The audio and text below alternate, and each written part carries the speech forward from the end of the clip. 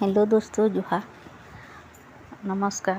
आज आम बनामा काकुड़ी राई जेनटा कि खाबार के बहुत भल लासी। आंखे किसी बुढ़ा बेले ताकि आम बन पार्मा कचाड़ा भी बन पार्मा। तो ताकि लगे आम बेसर पातल घंटा देकरी भाजीदेमा, हल्दी देदेमा, नून देदेमा,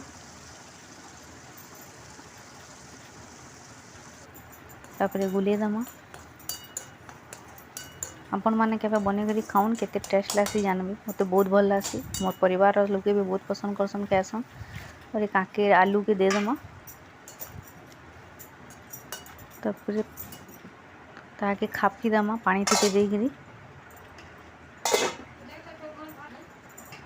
तापर हे गला तापर बाहर करामा गार्निश करमा ताकि धनिया पतर से गार्निश करी परिवार लोक को देमा। केंता लाला आपन कमेंट करी बताबी। सब्सक्राइब करेंगे मोर चैनल के।